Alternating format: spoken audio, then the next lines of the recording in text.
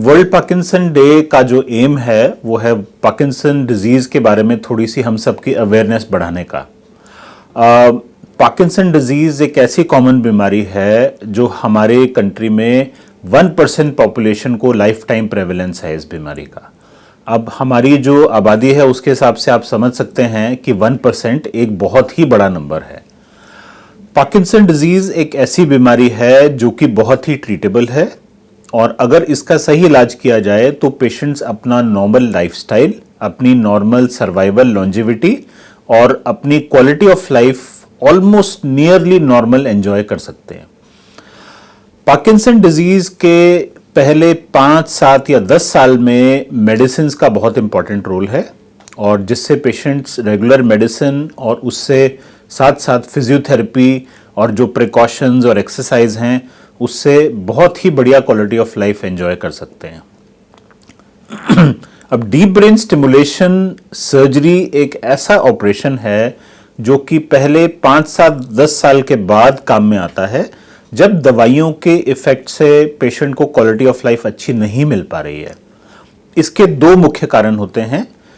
5, 7 या 10 साल के बाद कुछ पेशेंट्स को सिंडोपा या इसकी जैसी दवाइयां दिन में 4 या 5 बार लेनी पड़ती हैं। तो जब वो स्थिति आती है जिसमें कि एक मेडिसिन की डोज से सिर्फ 2 या 3 घंटे का फायदा मिल रहा है तो बेसिकली पेशेंट का जो दिन का लाइफस्टाइल एक्टिविटीज हैं वो कंप्लीटली मेडिसिन डिपेंडेंट हो जाती हैं और वो मेडिसिन टाइम से लेते हैं जिससे कि वो एक्टिविटीज कैरी आउट कर पाए। दूसरी प्रॉब्लम आती है कि पार्किंसन डिजीज के 7 या 10 साल होने के बाद डिस्काइनेसिया करके एक मूवमेंट शुरू होती है जो कि पार्किंसन की शेकिंग या ट्रेमर से भी ज्यादा एम्बैरेसिंग होती है। ये शोल्डर्स और नेक की या टांगों की ऐसी डांसिंग टाइप की मूवमेंट होती है जो कि बहुत ही सोशली एम्बैरेसिंग होती है। तो जब डिस्काइनेसिया शुरू होते हैं या जब किसी पेशेंट को दिन में 4 या 5 बार दवाई लेने की जरूरत पड़ रही है उस स्टेज पे डीप ब्रेन स्टिमुलेशन के बारे में करेक्ट इवैल्यूएशन किया जाना चाहिए।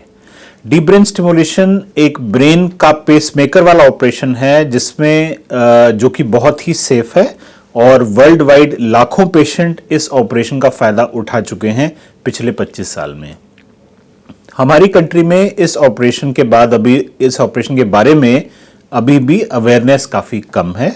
अगर हम किसी पेशेंट को प्रॉपरली सिलेक्ट करें इस ऑपरेशन के लिए तो मोर देन 90% पेशेंट्स की क्वालिटी ऑफ लाइफ में बहुत ही फायदा हमें दिखाई देता है ऑपरेशन के बाद।